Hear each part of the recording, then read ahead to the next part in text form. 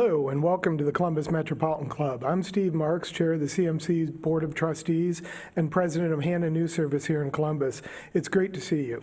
We are live streamed today thanks to our live stream partners, WOSU Public Media, the Columbus Dispatch, WBNS 10 TV, and PNC. We'd also like to thank those of you who purchased a virtual seat for today's forum. We're very grateful for this support and are able to continue live streaming services in large part because of you. Thank you. Over the past several weeks, racism and its systemic bias is being acknowledged as never before. In our longstanding tradition, CMC is developing forums that provide community space to explore these issues in our continuing series, Racism, Where Do We Go From Here? Today's forum is Fighting Voter Suppression While Ensuring Fair Elections. History holds many lessons of voter suppression, the control of the vote in various ways by those in power. This is an issue of concern to this day. Local advocates and state leaders seek to make voting accessible and fair for all. What is ahead this year as Ohioans go to the polls? Let's welcome our experts. Ohio Secretary of State Frank LaRose. Executive Director of the League of Women Voters of Ohio, Jen Miller. Midwest Regional Representative and Ohio State President, A. Philip Randolph Institute, Andre Washington. And our host, journalist at Spectrum News 1, Curtis Jackson. Curtis, the stage is yours. Steve, thank you. For the record, I'm not an expert, but I do play one on TV. We do have a number of topics that we want to get to. We want to make sure we get to everything, so let's go ahead and get started right now.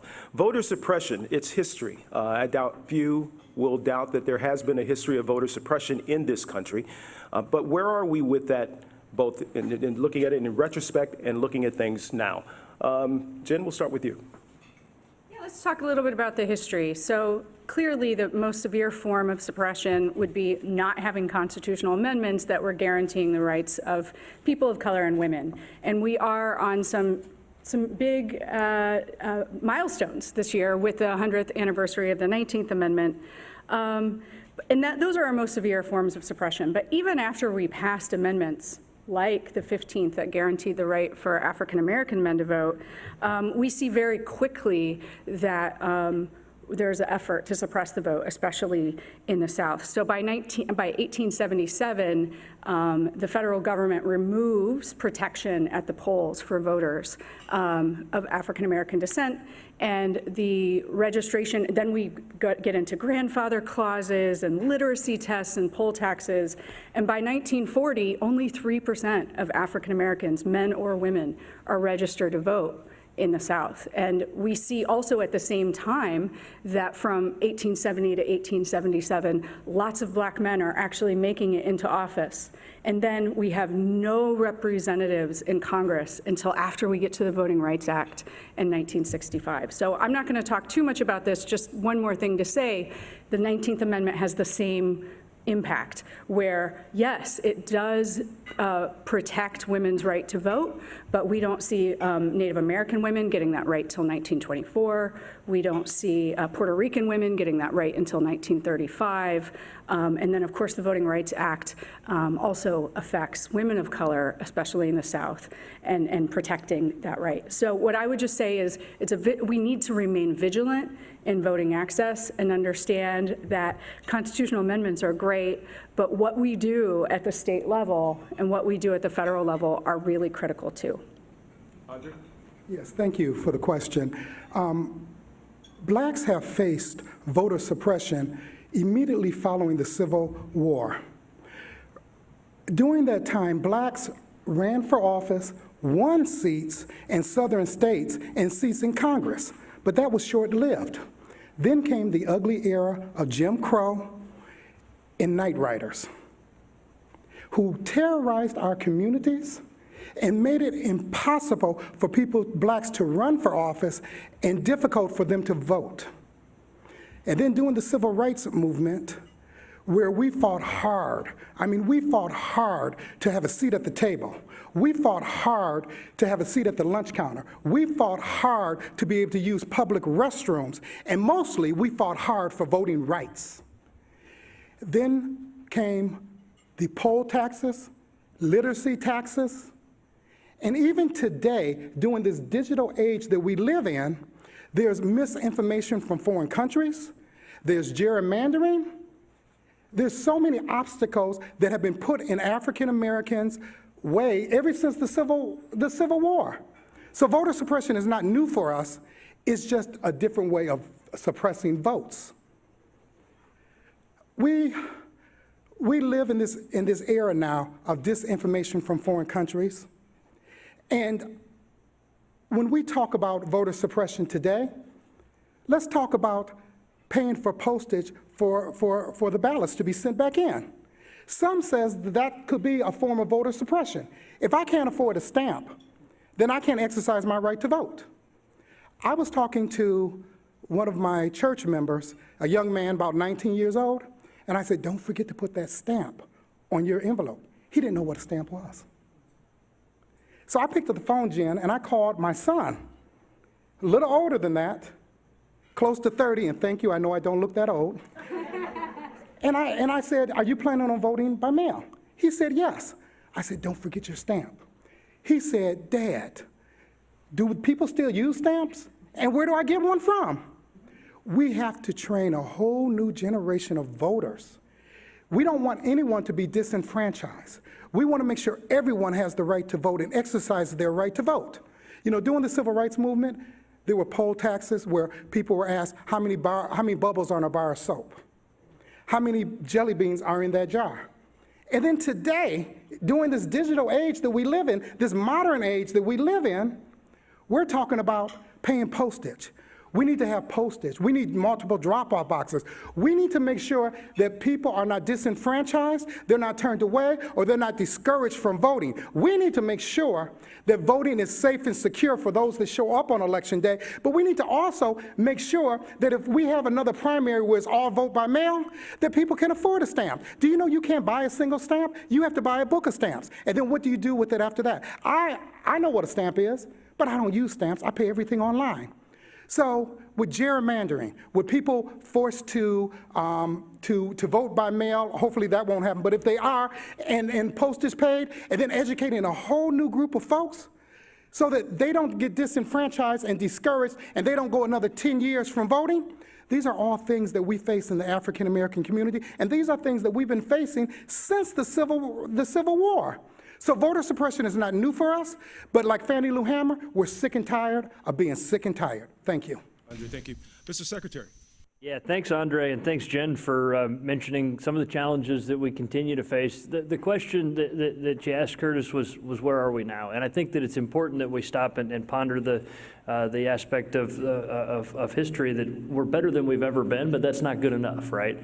If you think about the long history of this country, the founding documents talked about creating a more perfect union, and we're proud of this 240-plus-year-old democracy of ours, but we know that we didn't do democracy right from the beginning. And that's why each generation has to work to make it more perfect, right? And that's exactly what generations of Americans have done. We celebrate the 100th anniversary this year of women's suffrage, and the League of Women Voters were key in that, Jen. And we talk about, just 55 years ago in this country, just over 55 years ago, where people were beaten with sticks and chased with dogs and knocked down with water hoses in places like Selma, Alabama, because they wanted to access the right to vote. We've come a long way, and we need to celebrate that. We need to be clear to Ohio voters and to voters around the country that it's easy to vote in this state, and you should take advantage of it. It's something that people have fought for. Don't choose to disenfranchise yourself by simply staying home and not participating in this important right that people have fought for. But there is work to be done. We have to continuously be vigilant to prevent voter suppression from occurring. It's rare, but it's ugly, and it should never be tolerated. Mr. Secretary, we'll stay with you. On the subject of voter fraud, as the country, much of it tries to move toward mail-in ballots because of the pandemic, but even prior to that, we have had issues in terms of voter purges and things like that. All of that being focused on this whole idea that fraud is a problem. Is fraud a problem? Is that a myth or reality? Fraud is exceedingly rare, and we have to work to keep it that way. I kind of put the voter suppression and voter fraud on the same plane when I discuss these. These are things that reasonable people should be able to agree. We won't tolerate voter fraud, and we won't tolerate voter suppression. The good news is that both of them are rare, and we need to work to keep them rare. That needs to be our goal, to work to keep them rare, and we've done that in Ohio. People know that they can trust the way that you vote in the state of Ohio. We, for 20 years, have been voting by mail in Ohio. It's nothing new. It's something that Ohioans know that they can take advantage of. In fact, in even just a routine election, 20 to 25% of ballots come in by mail. We're going to see a much higher number this year, and that's a good thing. We want Ohioans to take advantage of voting by mail. We want Ohioans to take advantage of the 4 weeks of early voting we have, which, by the way, makes us clearly top 10 in the country with those 4 weeks of early voting that we have. And then, of course, Election Day in-person voting is going to be an option that's made available, and it's going to be made available in a way that is safe and healthy and accessible as well. Those are things that we work on every day, and that's what we do. And it's important that we speak truth about elections so that people know voter fraud is rare. I believe voter suppression is rare, but let's keep them that way. Yeah, I was just going to say the League has been a part of many reforms, advocating for many reforms to protect our election integrity. Election security and accuracy are so critical to us. For example, the fact that Republicans and Democrats, you have to have one of each to manage ballots, to move equipment, to count ballots, to do audits. Those are all things that the League helped support. I do get concerned that when we are trying to improve our election here in Ohio, the idea of voter fraud becomes the reason why we can't do it. And that is a problem, I think, because voter fraud is exceedingly rare, but this fear of it is getting in the way of improving access for way too many Ohioans. And I think drop boxes, automatic voter registration, every time we go down to the State House, it feels, to try to get, and by that I mean the General Assembly, and we try to get reforms and improvements because democracy has to change, just like all of us are changing and technology is changing. As we try to do that, what we see or what we hear is that wouldn't that cause fraud? And it's just really a tragedy, in my opinion, because we have so few examples of fraud. They're generally caught in Ohio. And again, Secretary LaRose, Republican, right? The secretary before him, a Republican, says the same thing. The secretary before Houston, Jennifer Brunner, says the same thing. So Republicans and Democrats who understand voting in Ohio are clear that voter fraud is not a major problem. I'm not sure we all necessarily agree on the access piece, so I'm looking forward to talking about that. Andre, do you believe that this idea of voter fraud is interfering with access?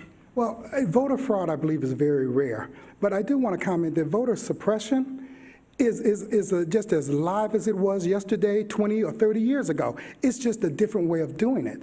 Now, are they asking me when I go to the polls how many bubbles are in a bar of soap? No. But voter suppression is still there in our community. In the 2016 election, I saw billboards that said, in the African-American community, that voting fraud is against the law and punishable. I didn't see those signs in Caucasian communities. So voter suppression is still there. It's alive and kicking, but it's just done a different way. You know, like Reverend Al Sharpton said, Jim Crow is still here. It's now James Crow Esquire. So don't get it twisted, folks.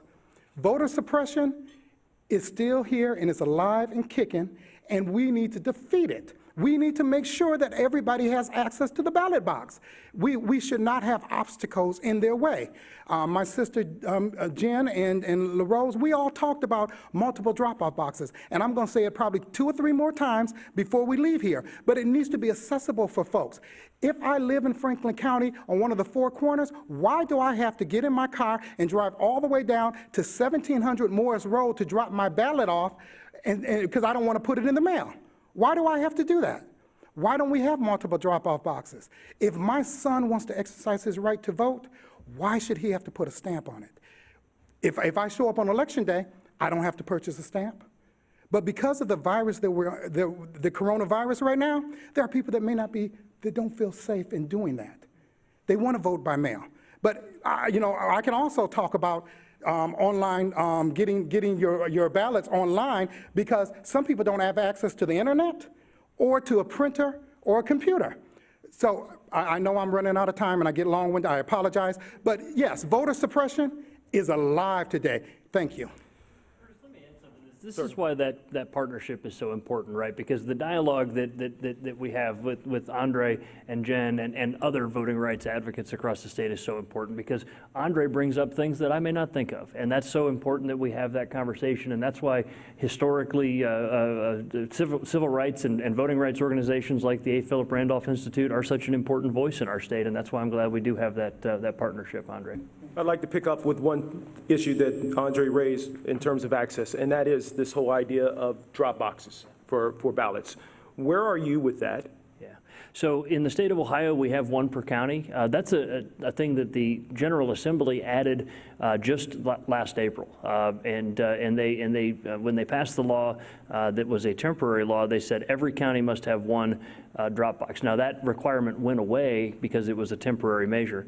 What I've done, and I actually issued this directive today, I directed all 88 boards of elections that they will have a secure drop box available outside of the Board of Elections starting September 1st if they don't already have it. That way people have that additional option for dropping off a ballot or dropping off an absentee ballot request form.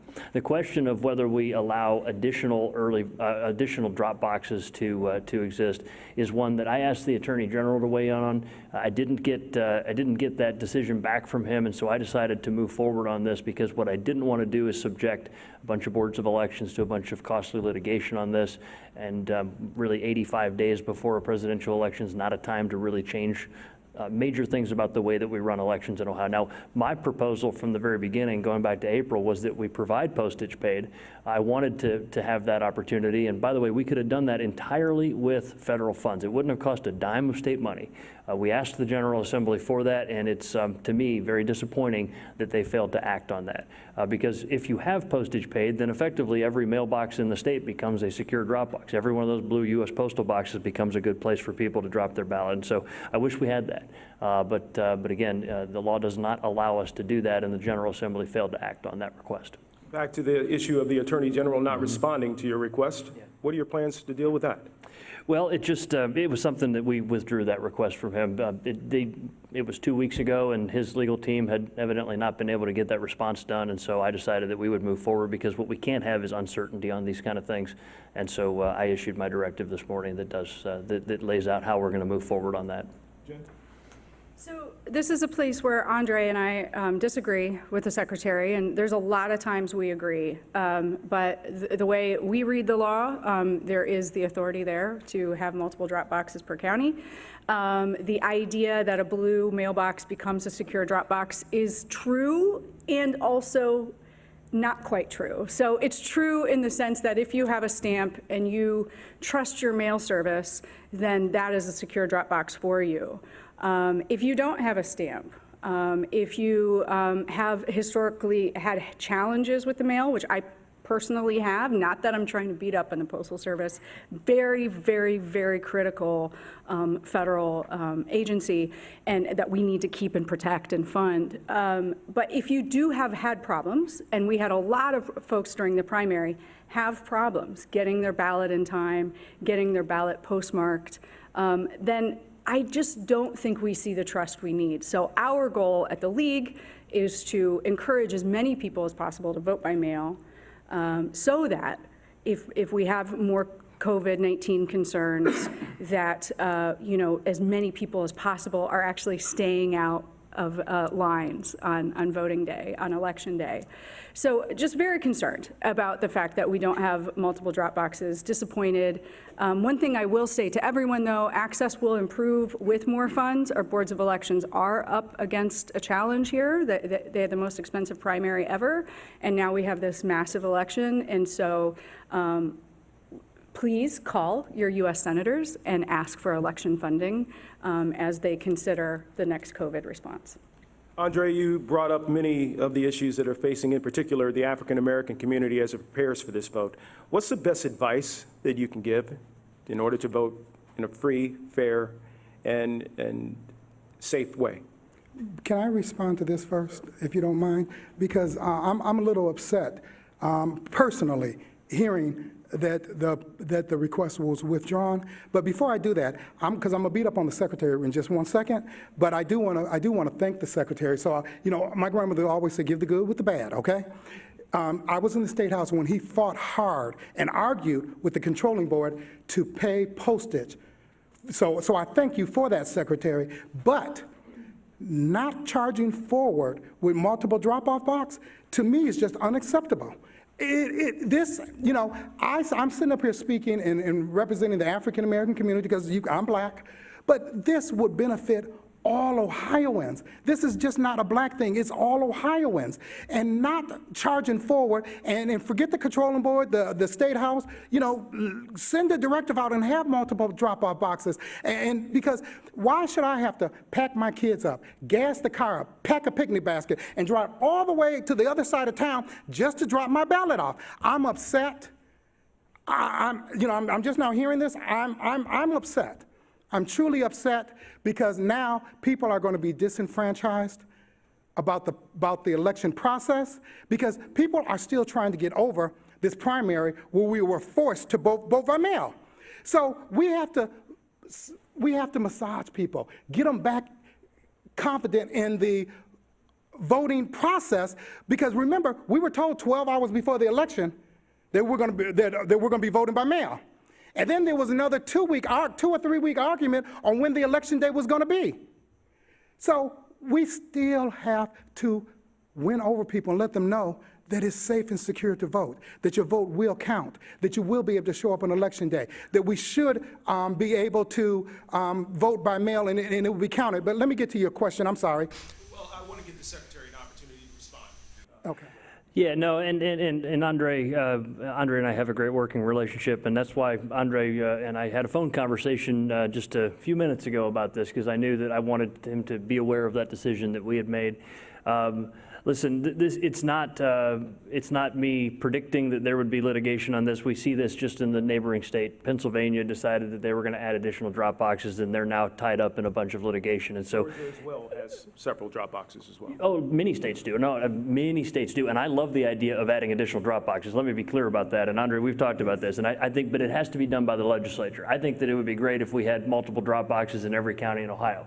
The question, though, is can I do that unilaterally without legislative authority and approval, without tying it up in litigation and creating more confusion? Now, imagine a scenario where the Secretary of State says you may install extra drop boxes, and some counties do and some counties don't, and then there's litigation that requires them to be unbolted from the ground and taken back out. So making changes like that 85 days before a presidential election is what my biggest concern is. I think that we should move forward with that. I'm going to be recommending that. I have recommended that to the General Assembly.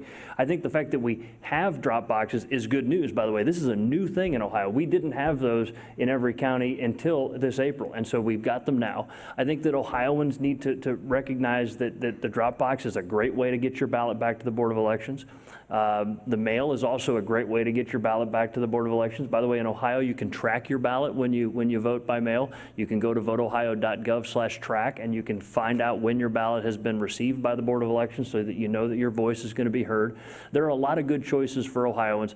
Drop boxes is just one of them, but it would be a nice convenience to add. I just don't want to subject our boards of elections to a bunch of litigation on this.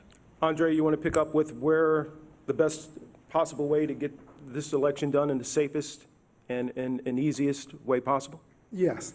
To all of your listeners out there, the safest, secure place to vote is from your kitchen table.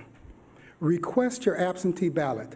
Like my sister Jen Miller said, it will reduce the lines and early voting in on election day. So that is the safest place to vote. And folks, I have some family members, I'm going to speak from experience. They get their absentee ballot, it's got to sit on the table 2 or 3 days before they open it. Then they got to open it up, then they call Janie, Big Ma, and Sally and all them to talk to them about what's on it. And then they fill it out, and then it sits on that desk, just as you're leaving out the front door where the phone sits at, remember, it sits there for several days. No, folks, fill out your absentee ballot. Most of y'all know who y'all gonna vote for. Get it, fill it out, and send it in. And take it to your local Board of Elections if you're unsafe, and you drop it off at your local Board of Elections. And if you're like my grandmother who's not with us right now, but my grandmother, she believed election was only on election day. It was the first Tuesday. You couldn't talk her out of it. She don't care nothing about early voting. Folks, if you got a grandmother like that out there, vote early or vote by absentee ballot so that my grandmother can be safe on that first Tuesday and it's not a long line for her. So that's my request. Vote by mail, vote early, and protect Big Ma and them on election day that believes election is only on Tuesday. Jen?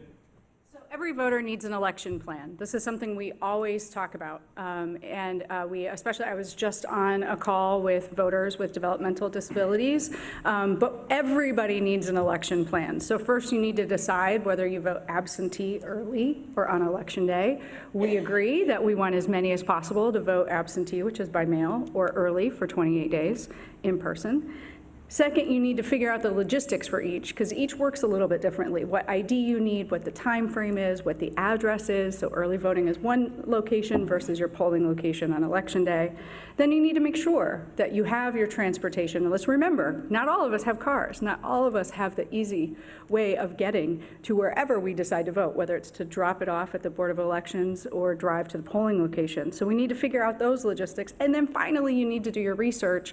And vote411.org is actually the League of Women Voters nonpartisan voter guide. And I encourage you to check that out. You can compare candidates. You can see both sides of the issues. One thing that a lot of folks don't know is that we can't edit any responses whatsoever on vote411.org. So when the secretary was running for office, he had to answer his campaign had to answer the questions himself, right? We sent the login information, he answered them. If he didn't do it, but if he called me and said, Jen, there's a typo, I need you to fix that, I wouldn't be able to do that. He would have to log back in. Why? Because we just want to be the conduit between the voter and the candidate, the voter and the issue campaign. And so those are your four pieces. Decide how. We have three different ways. Get the logistics clear on each of those ways. Figure out your transportation. Make sure you have your ID. Do your research at vote411.org.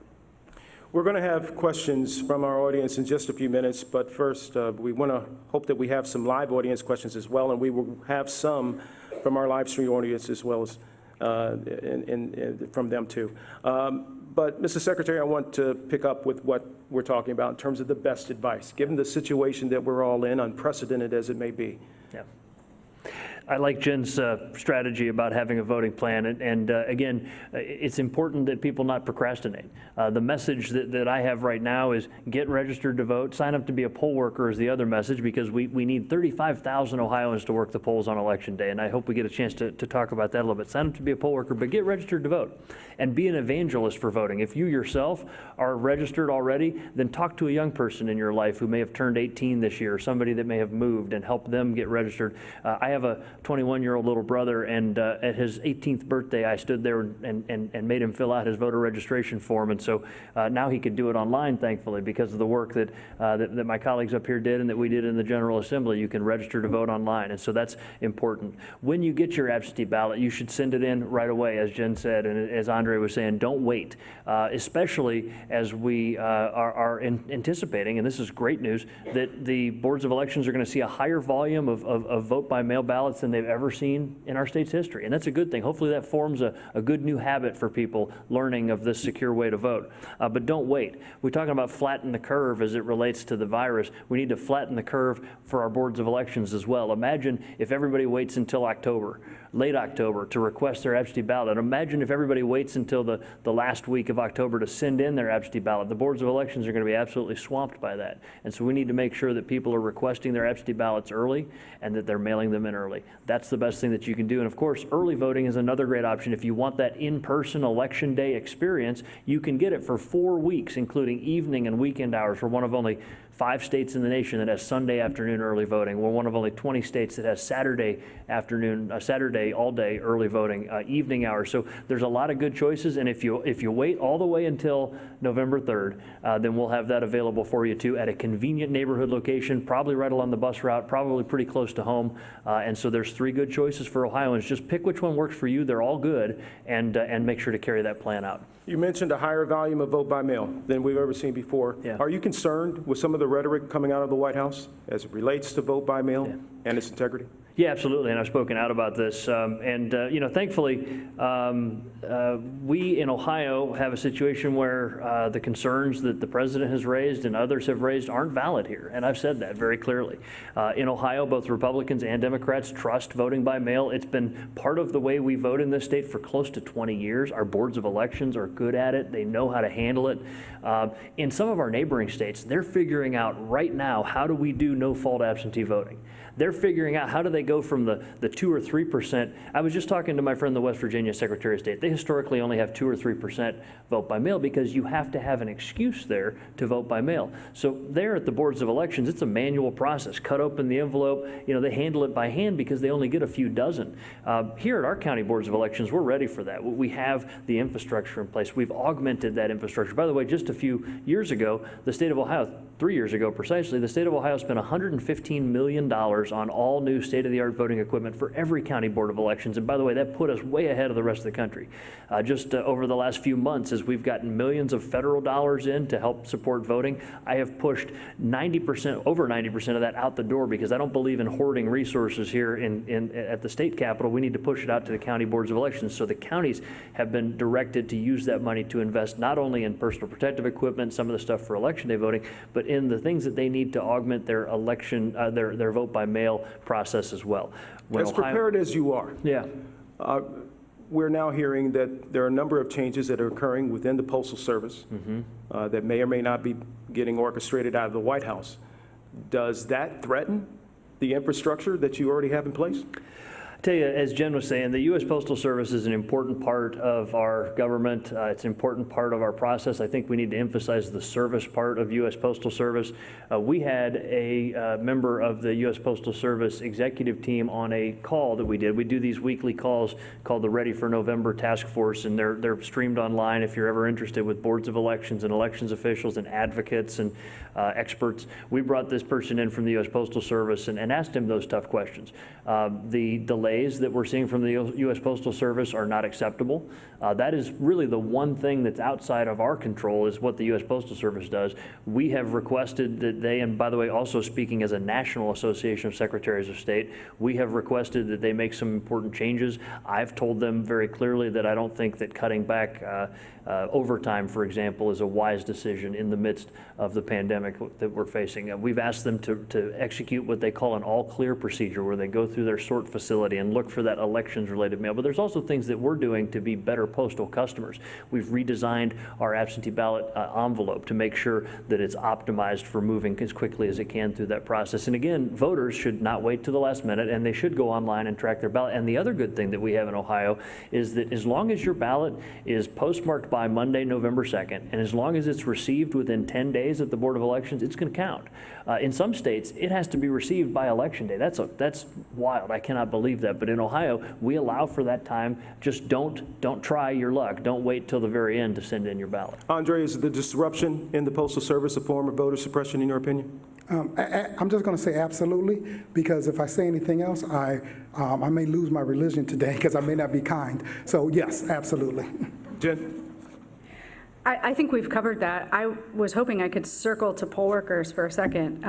Poll workers can make all the difference. If you're worried about election security, you're worried about a voter suppression or intimidation, poll workers are the backbone of our election system when you vote in person. They are the folks who are interacting directly with voters. And I can give you examples of where intimidation can happen. But also the flip of that is, if you're the poll worker, then you can change how that goes. So an example is someone goes in with Down syndrome, and a poll worker might question whether their ability or right to vote, when actually it's the court that would decide that. Someone comes in with a language barrier, and a poll worker, and we hear these, not that I'm beating up on poll workers, because we love them and need them, but we hear of a poll worker question whether that individual is a citizen, even though they checked in and had the right documentation. And even my own staff person, the first time, she's a naturalized citizen, the first time she went to vote, she unfortunately dropped her ID while she was getting on the bus, didn't realize it until she got off the bus at her polling location, and she was, and this was here in Columbus, was told, well, I don't know where you're from, but here we have to have an ID.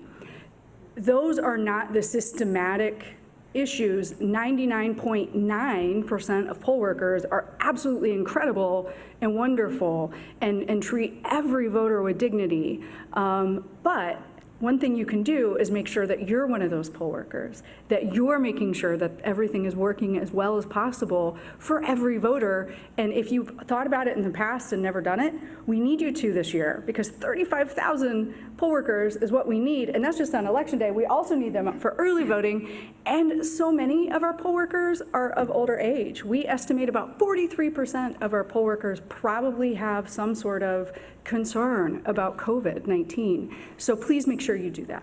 Mr. Secretary, yeah, go ahead. That because thank you, Jen, for saying that. And you're right, 99% of our poll workers are very well trained and do the right thing, and there are outlier situations like the ones you mentioned that are certainly unacceptable. That's why poll worker training is so important as well, and we have standards for how the boards of elections do that, but it's done at the board level. Anybody that can hear me that's interested in being a poll worker, we need you. VoteOhio.gov/defenddemocracy is the place to sign up. We chose that URL very intentionally because when you join your fellow Ohioans as one of those 35,000, you'll be helping to defend democracy. VoteOhio.gov/defenddemocracy is the place to sign up. And by the way, 17-year-olds in Ohio can do it, and we're encouraging people of all kinds of, yes, Andre, sorry.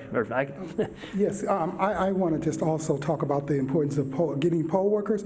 Here in Franklin County and Delaware County, the A. Philip Randolph Institute, we're working with the clergy to get the word out that on Sunday morning on service, either virtually or online, asking for poll workers, especially the younger people. What we don't want to do is we don't want to have the Board of Elections, because they don't have enough poll workers, combine precincts and polling locations.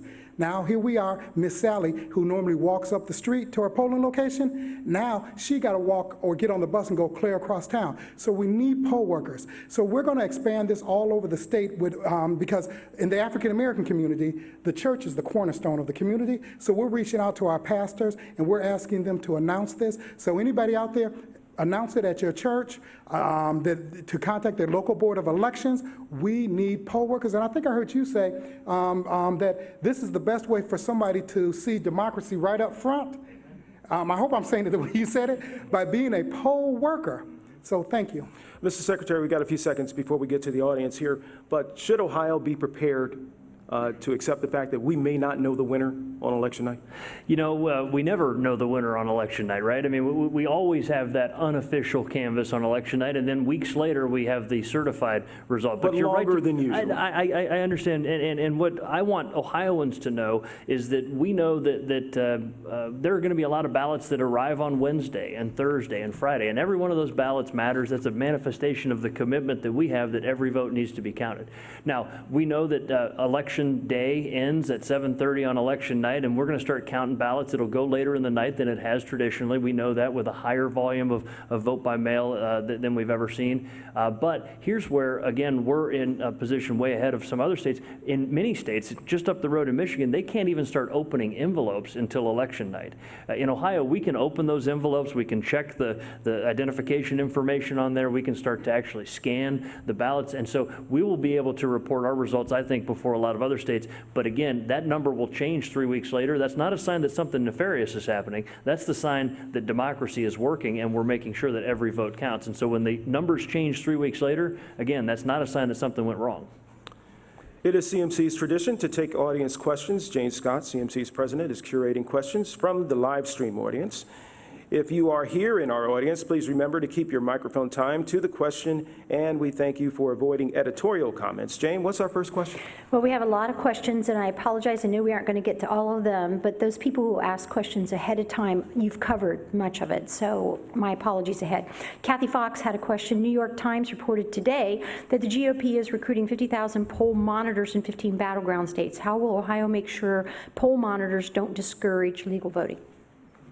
Yeah, I hadn't read that article yet. I know that really what they ought to be doing is recruiting poll workers, right? The best thing that you can do is sign up to be a poll worker. Being there as a monitor, I don't know what that really accomplishes. Really what we'd rather have is people signing up to be poll workers. But certainly anything that interferes with the rights of people to come in and cast their ballot and to do so in a free and unencumbered way is not something we're going to tolerate here in Ohio. Jen? So we promote both poll workers and election protection poll monitors. We both work with Election Protection League, NAACP, Lawyers Committee on Civil Rights. And let me just say this, there's two options. Being a poll worker is paid, it's all day long, you're inside working with voters. A poll monitor is someone who might be answering calls, could have a shorter shift, could be outside with apparel on that helps people understand that they are there to help them. In the past, those election protection poll monitors have been the data that have helped prove the need for things like election administration plans, post-election audits, early voting, actually. And so both matter. And if you're interested, please, you can contact the league or Andre for either of those options. Andre, your thoughts on these monitors being there? I didn't read that article either, but I'm just a little concerned, well, just curious as to why they need all those poll monitors. Like Jen said, we do poll monitors to make sure that people aren't disenfranchised, make sure that people are not discouraged, and that their rights aren't violated. So I'm just curious as to read that article and to see why do they need so many poll monitors when nonpartisan organizations like ours, we're already doing that work. Our next question.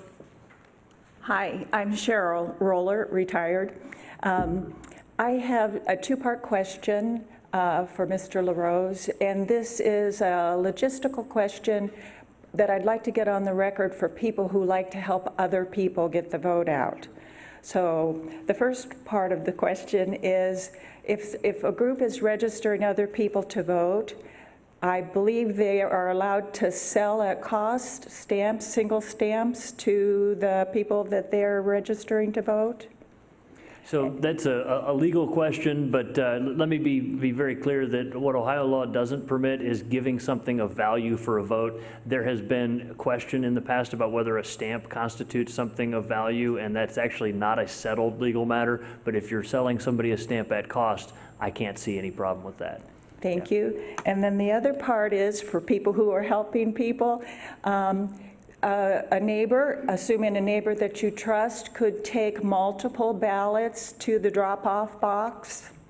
Is that correct? Not in Ohio. So in Ohio, the only person that can return your ballot to the Board of Elections or the drop-off box would be yourself or a family member. And a family member is defined pretty broadly. It includes, mom and dad and brothers and sisters and aunts and uncles. It's a pretty broadly defined definition, but it's you and your family member that can return your ballot to the Board of Elections for you. And by the way, this actual thing that you're talking about has led to problems in other states where people with bad intentions have gone around saying, hey, I'll deliver your ballot, and then they throw out the ones they don't want to take back. And so obviously that kind of thing is what we wouldn't ever want to see happen in Ohio. Okay, Yeah. so a family member can take your ballot to the Correct. drop-off box? Correct, yes. Thank you. Yeah, thank you. Our next question, Jane. Yes, this is from Janae Miller. What is being done about voter fraud, such as voters' names being erased from voter rolls of any reason? I think it's more of a general question about purging, which we really haven't talked about yet. Jen, I'll talk about it, and then if you want to add something, does that work? Yeah. So in Ohio, we have a process that has been required for a long time. Both Republican and Democratic secretaries of state have carried it out. It's been upheld by the U.S. Supreme Court. It doesn't mean it's perfect by a long shot. I am duty-bound by my oath of office to carry out the law. And what that says is if you go 6 years without voting, if you don't have any activity with the Board of Elections, if you don't go into a BMV location, sign a petition, answer the multiple letters that we send, then the state law assumes that that person is deceased or moved out of state or whatever else, and they have to be removed from the voter rolls. That's been what's been required in Ohio for a long time. We found a creative way to do this better to make sure that we're not accidentally losing people off the rolls. We work really hard to get people registered to vote, so we want to keep them there. But at the same time, we don't want our rolls to be full of deceased voters or those that have moved out of state or duplicates or data entry errors that have been made by a board or whatever else. And so what we've done is started publishing that list ahead of time. See, in the old days, both Republicans and Democratic secretaries of state would just say to the boards of elections, on a certain date, hit delete, and delete all of those inactive voters from the rolls.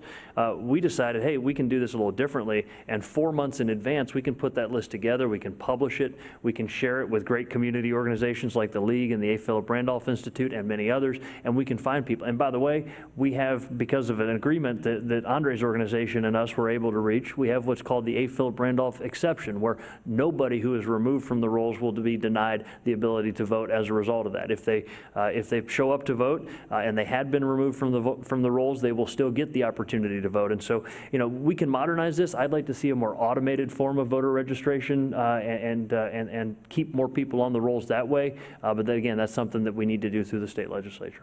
Jen? Yeah, so let's be clear. So what we're saying is if someone doesn't vote for 6 years, we are assuming that they are dead or that they've moved out of state and removing them. Now, and yes, they get something in the mail, but they still have, it's several years before they would actually be removed from the voter rolls. And so one thing I'd like to commend the secretary on is multiple communications, which is not required by law. And I do think multiple communications is helpful. Those letters still don't make a lot of sense. So if, Cheryl, you haven't voted in 6 years, you didn't like the last presidential candidate, so you just sat it out, and you get a letter in the mail that says, hey, Cheryl, do you still live here? Let us know, or we're going to remove you. I think you think, yeah, I still live here, I'm reading this. So I don't think the process makes sense. We think there are far better ways to improve accuracy, like automatic voter registration or same-day registration. The other piece of transparency that we do appreciate is making these lists available in advance, because for the entire history of these purges, we have actually been saying we thought people were wrongfully being removed. And in this last September, when we got the list for the first time, because the secretary made it transparent and made it available, we found, in fact, that counties had made some massive mistakes and had put people into the list to be removed that statutorily should not have been there. They could have voted even just 3 months earlier. So I think we hope that the transparency will continue, but ultimately we hope that the purge process ends entirely and we go to better forms of list maintenance. We have one more question from the audience. Hi, I'm Dara Pizzuti. I'm with the Matriots. And you have all talked a little bit about getting people confident in the voting process and how important that is. And Curtis sort of stole my thunder a little bit, but I'm going to take it one step further. The seeds of doubt on the validity of this particular election being sown by the current administration, I have two questions. One is, does Ohio, or when you talk to your fellow secretaries of state, do they have a plan in mind for after the election if it is challenged? How they're going to handle that. And the other question I have is, I'm just curious, with the absentee ballots or the mail-in ballots, you said 20 to 25% in this last one. Do we have any data that tells us who prevails on those particular ballots? I mean, is it a certain portion of the community that tends to use that more than others? And what are we doing to, I guess, encourage more communities to take? I'll start with the last question first. What we've seen is that general voter behavior tends to be mirrored in absentee voting behavior. And so in an area where there tend to be more Republicans or Democrats, it tends to follow that same pattern. I would say that, again, both Republicans and Democrats have trusted Ohio's vote-by-mail process for a long time. If there's a slight advantage, I would actually say we see more often, I think just by a fraction of a percent, that there are actually more Republicans that vote by mail than Democrats, and that tends to flip with early voting. But again, it's really negligible. As it relates to the question of the legitimacy of the election, my most sacred responsibility is making sure that Ohioans know they can trust their election. Somebody told me once, the reason we run elections is so the loser knows they lost. It sounds negative, but if you think about it, the ideal of American democracy, that peaceful transfer of power, is when the candidate who loses gets that call, or the candidate on election night calls their opponent and congratulates her on her victory and what have you. That's how it should work. Everything about democracy that I know is that the only power that elected officials have comes from the legitimacy that they get from the consent of the governed. And the consent of the governed is established through a free and fair election. That's why, for example, as the chief elections officer for the state of Ohio, even though I'm a member of the Republican Party, I've committed that I'm not endorsing any candidates. I'm not showing up at any rallies. I just don't believe that that kind of political engagement on my part is responsible. As it relates to what happens if people don't accept the outcome of the election, unfortunately, that turns to litigation. That's why it's so important that we be fully transparent. I always say there's nothing to hide at the Board of Elections. Everything we do is an open book for everyone to see, and that's important that we keep it that way so that people know that they can trust elections. And Curtis, let me just end with this.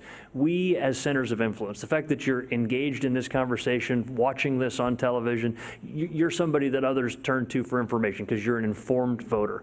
We need to stop telling people elections are all messed up because they're going to believe us, right? Elections are pretty good. We've come a long way. And in the state of Ohio and around the country, elections do have consequences and they are run fairly and people should participate. Where there are problems, we need to fix them, but let's stop telling people that our elections are a mess because they're not. They're actually well run, better than anywhere else on the earth as far as I'm concerned. So. Jay?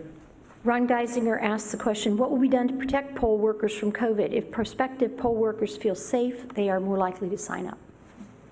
I just put out a 48-point secure health guidance for the boards of elections. It includes requirements like all the poll workers are going to be wearing masks. It includes requirements for social distancing, sanitizing of the voting machines. That extends, by the way, to the early voting locations. It's very clear, concise guidance for the boards of elections that was done in coordination with the Centers for Disease Control and the Ohio Department of Health, as well as the Association of Elections Officials. You can view that on our website, voteohio.gov. But what it lays out is a very clear set of standards for how we're going to run our polling locations. And by the way, it takes a cue from what we've seen, the creativity from Ohio's private sector businesses, like here at the Boathouse. Look at all the things that they did to make it a safe experience for us today. And that's the kind of thing that we're going to be following at the polling locations as well. Jen? Just going to say, some people might be asking why we still have COVID in Ohio. Why would we close the polls in the primary and have them open in the fall? And the bottom line is, let's keep in mind the timeline. We had a week before Election Day when we knew that our first confirmed case of COVID was here. At that time, there was a run on supplies. All of these processes would need to change. Poll workers would need to be retrained. There wasn't enough supplies to do this safely. And the league, while we did not like all the confusion, and we certainly regretted the short time frame voters had to, and boards of elections for that matter, to vote by mail, that 4 weeks just wasn't enough. We agreed with that decision. But we also firmly agree with keeping the polls open in the fall, and we think with more time it can be safe. But if you are really interested in protecting poll workers or folks like Andre's sweet grandmother, who I love hearing stories about, then vote early or vote absentee. We got a few seconds, Andre. We'll give you the last I one. just want to tell everyone that I was with the Secretary of State several weeks ago when he did a press conference in Cuyahoga County Board of Elections, and I drove up there just so that I can see for myself how secure voting will be and how safe it will be, not just for the people coming in to vote, but for our poll workers. And I'm telling you now, voting in person is going to be safe and secure for workers and for the people that come in to vote. I saw it with my eyes. I had to see it before I promoted poll workers, and I saw it, and I'm comfortable. And I'm trying to push as many people as I can to be poll workers. Thank you to our panelists. Let's turn things back over to Steve.